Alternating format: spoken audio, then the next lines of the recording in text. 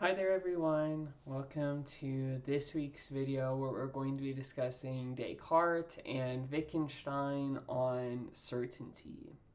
Now I'm really excited for the unit this week because Descartes and Wittgenstein, as we will see in more detail, have very dramatically distinct perspectives on, what we called previously in our previous week the philosophical subdiscipline known as epistemology, right? So the study of knowledge.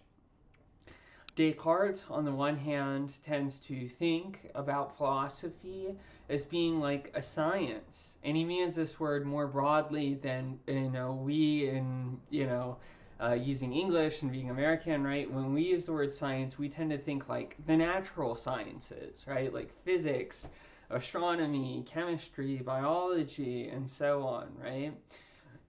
But in other languages, science often merely means something like a systematic, methodological way of proceeding in a discipline to gain knowledge. So, like in German, for example, it would be perfectly appropriate to call literary criticism, for example, a science in that sense, right?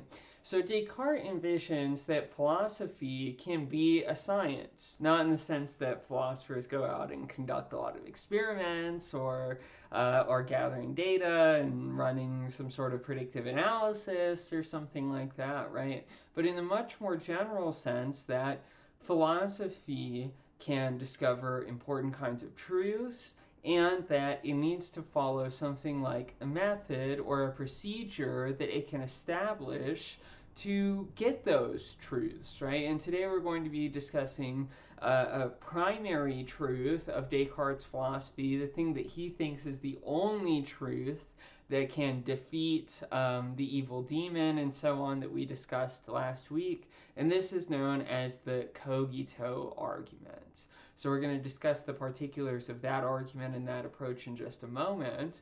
But the important thing is that Descartes thinks that the role of philosophy is to clarify certain fundamental truths to us, right? And then those fundamental truths can serve as a kind of guide. They can orient us in our relatively uncertain epistemic situations that are outside of them, right? In the same way that when I'm lost in a forest, if I know to look for the North Star, then I can orient myself. I can figure out where I am in the situation of being lost in this forest, right?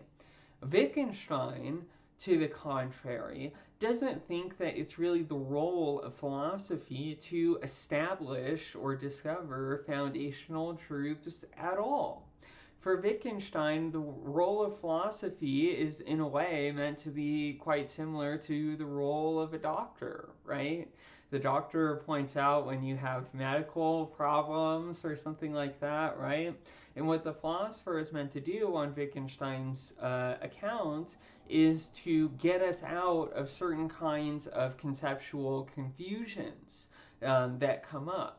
And so Wittgenstein doesn't see the task of philosophy as establishing a bunch of positive truths that we can know for absolutely certain and then can guide us, but instead philosophy is almost kind of a diagnostic process where we're not looking to go out over and above our everyday lives or something like that and find these additional esoteric truths, but instead we're just trying to clarify what we mean when we already utilize concepts such as certainty, knowing, doubt, etc., as they come up in our everyday lives, right? And so we're going to see an interesting contrast between the approaches of Descartes and Wittgenstein on certainty.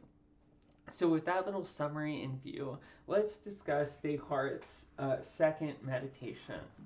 Now, as a brief, summary reminder of what we discussed in the first meditation, there Descartes was concerned with the fact that he lived in an environment, and we too live in an environment that is, we could say, epistemically perilous, right? What does that mean? Well, it means that it's really, really difficult to know who's telling you the truth and about what, right? People today, often bring up this point that different news sources will have radically different information about, the same event that they're both intending to contextualize, right? And this demonstrates and dramatizes a kind of situation where we don't know what's true and we don't really know how to proceed, how we can go about obtaining genuinely true beliefs. And Descartes so begins the meditation in order to bring doubt on all the things that we don't know for certain, that we normally simply assume are true.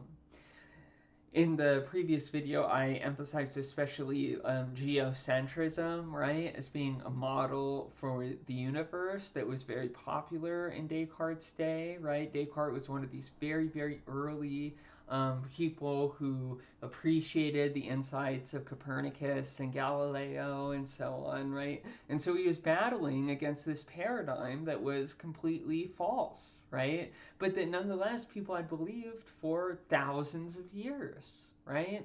And so Descartes' procedure is to say, okay, well, what we really need to do is we need to find out and provide a means for finding out what's true and what's false, right? What can I know for certain, and what do I have to, sit and remain in uncertainty about? And so this is where Descartes comes up with his methodological skepticism. Descartes chooses to doubt anything that is even conceivably dubitable, right? Anything we can doubt for any reason where that doubt is in any way real, we simply treat as false, right? And the aim of this procedure is for us to arrive at certain kinds of truths that we must, that it's not even coherent for us to doubt, right? And we ended the last video discussing some of Descartes' skeptical arguments. I won't go into detail for all of them there, right? But these arguments put doubt, Descartes mentions at the beginning of the second meditation, on practically everything, right? We can be wrong about everything that we see through our senses, right? Because our eyes can be wrong and so on, as is demonstrated concretely by optical illusions. And so Descartes is at this point that we're jumping into for this week, really on this journey of discovery for something like a fundamental truth of the universe, one that can withstand all of the skeptical arguments that he has discussed up to this point.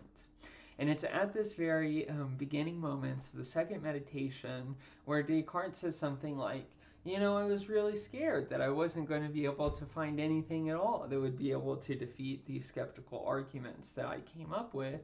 But then it came to me, this, shocking fundamental truth that he says, anytime I think or hear or utter or, say this statement, it always will be true, right? And this statement is, Cogito ergo sum, right? This is Latin, and the Latin is for I think, therefore I am. Very often philosophers will simply refer to this as the cogito argument, right? It's the argument concerned with him thinking.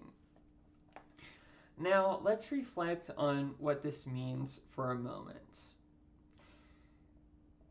Consider, a different statement, like, I am 6 feet tall, therefore I am, right? In this case, this is not a fundamental eternal truth, right? Why is it not a fundamental eternal truth?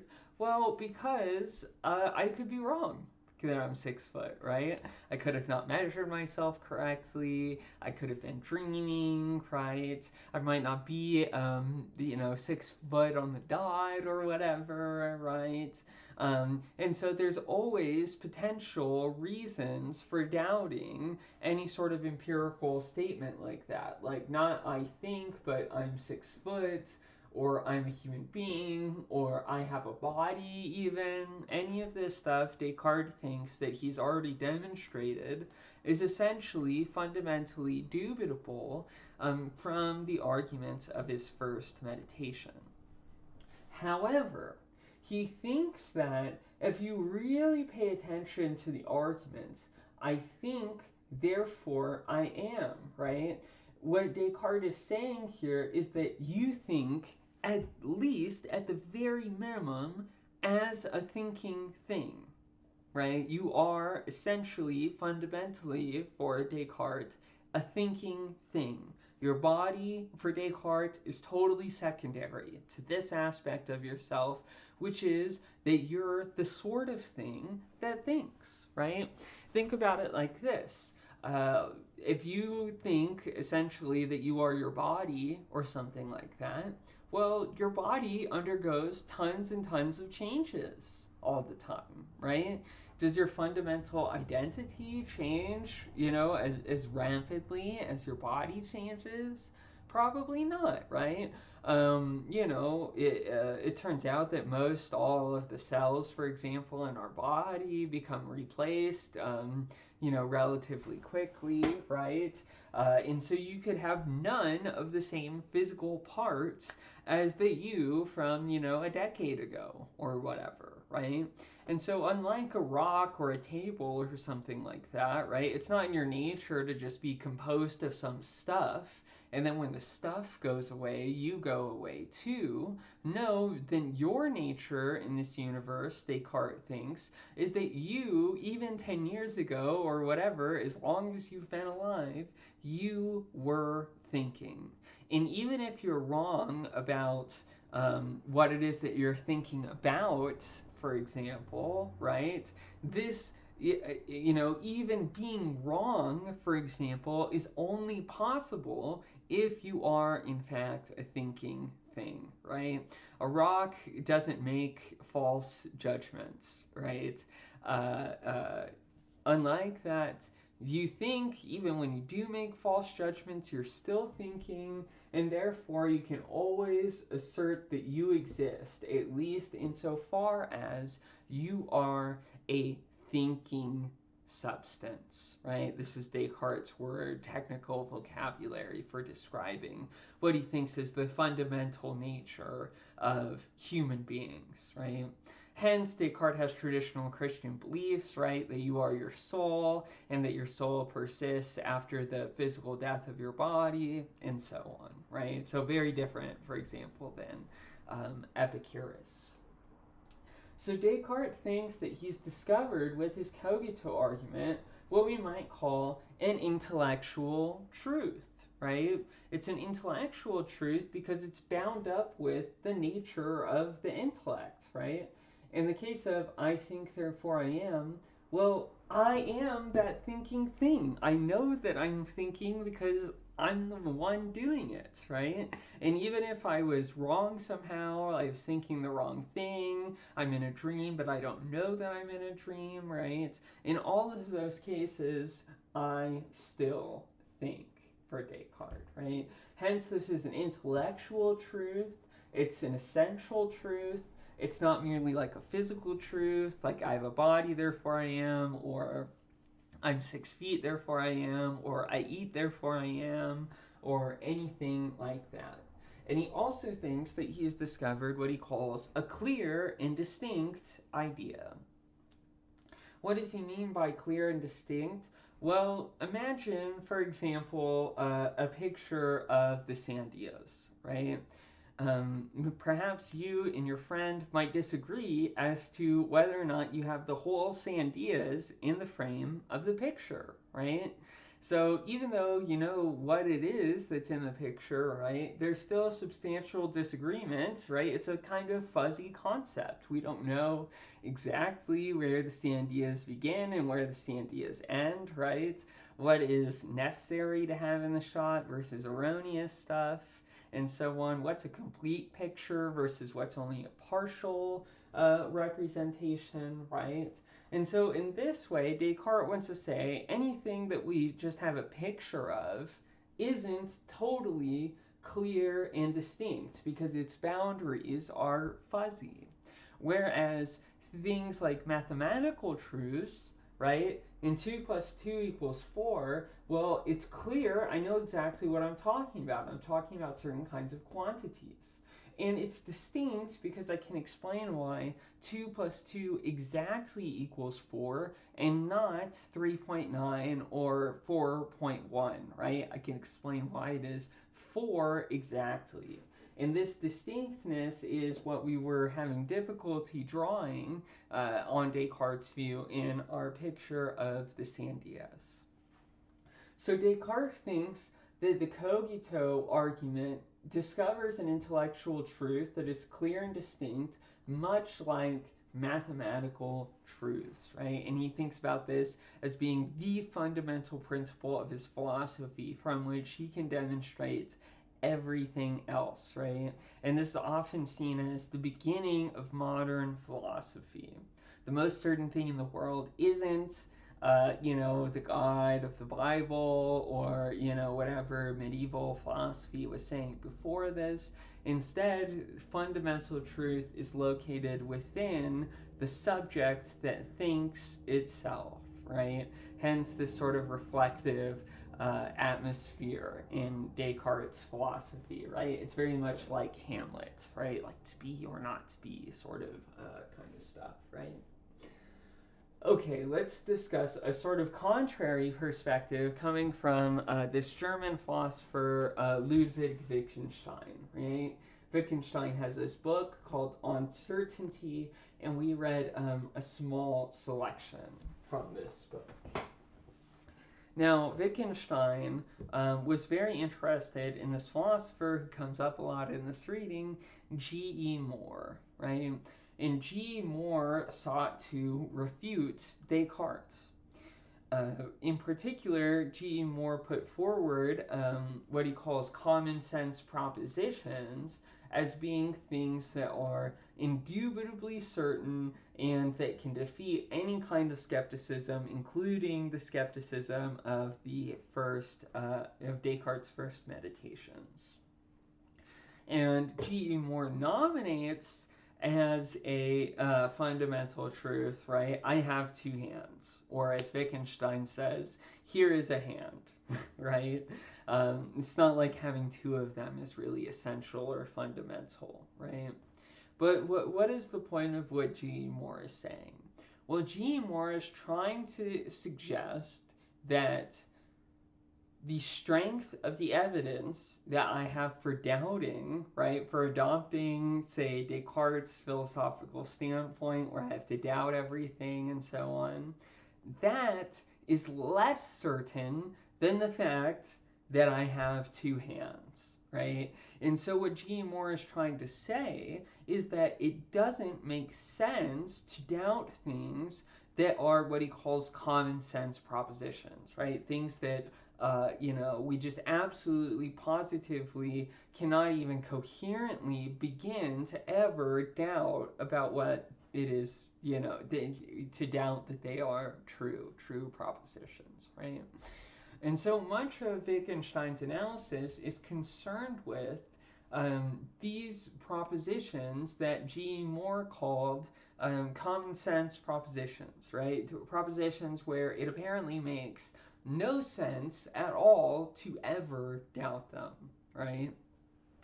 So Wittgenstein considers, for example, I have two hands, I know the fact that I'm a human being, there are physical objects, I know I have a brain, right? So these are really interesting examples, right?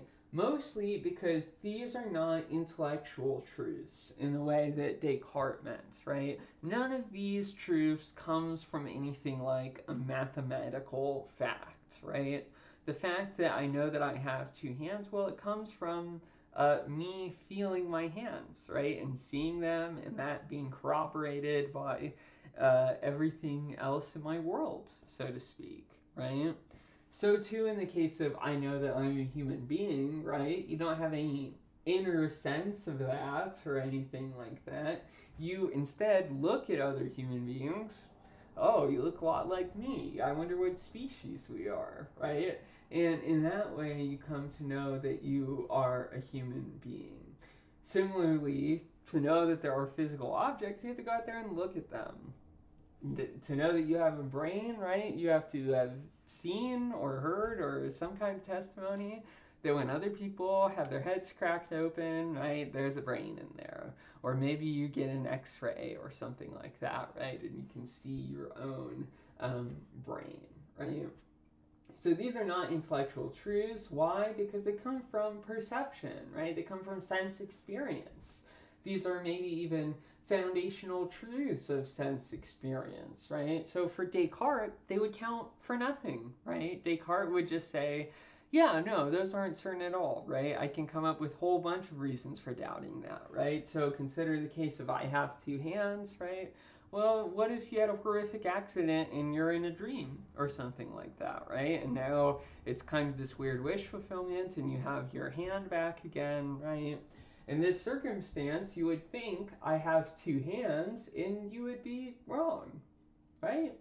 Similarly, right, if you're part of a computer simulation or something, right, like that, right, you would be wrong to say that I know I'm a human being. You would also be wrong to say there are physical objects. And finally, you would also be wrong in saying I know I have a brain, because you would be merely, some part of this immensely complicated computer program among others, right? But the reason why Wittgenstein gloms onto these as examples of common sense propositions is because when you think about any reason you would have for doubting them, right, it's kind of a paradox, right?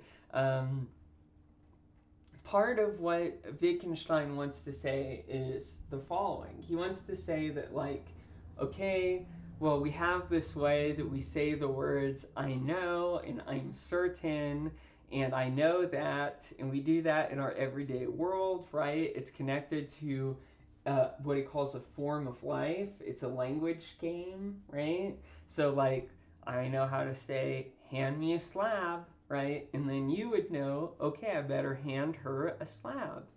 And so, in this way, language and this sort of philosophical propositions, they emerge from initially a kind of practical context, right? They're a language game, a way of answering and asking questions, right? That is connected with a form of life. And so the reason why doubting all of these propositions seems crazy to Wittgenstein is because they are radically incommensurate with our form of life, right? So, for example, there are plenty of people that don't have two hands, right, from an accident or whatever else, right? But if you're ever in a position where you can doubt not just one finding of your senses, but all of the findings of your senses, right? Then it seems like you don't even know what the word doubt means anymore, right? It's no longer connected with this sort of practical context which gives the meaning of that word its sense in the first place, right? Hence, these philosophers ask all of these questions that are totally divorced from any sort of practical context whatsoever, right? So, like, philosophers will argue with each other about whether or not there are physical objects. And one thing that Wittgenstein says is he says, well, it's almost as ridiculous to have to assert that there are physical objects as it is ridiculous to ever doubt that there could be physical objects, right? And what he means by this is that there's never any form of life or any practical context for where these doubts come from and what role they're really meant to play. And so Wittgenstein interprets a lot of these doubts as being a kind of special kind of philosophical nonsense that these philosophers ask questions that are divorced from, practical everyday context, and then as a result, they kind of mutilate the concepts that really work in an ordinary contextualized situation, like doubt and certainty and knowledge and so on. So Wittgenstein could never agree with Descartes either that these common sense propositions are really doubtable, that the Cogito argument is truly different from all of them, and I take it that he would probably also doubt that the Cogito argument establishes anything like an intellectual truth that can conquer all of our, corresponding doubts and so on. But these are two perspectives on knowledge, certainty, truth, doubt, and so on. Two little adventures into epistemology for our intro class. I'm very interested in hearing which philosopher, if any, you were more sympathetic to on these questions. I look forward to what you have to say, and I'll see you next week.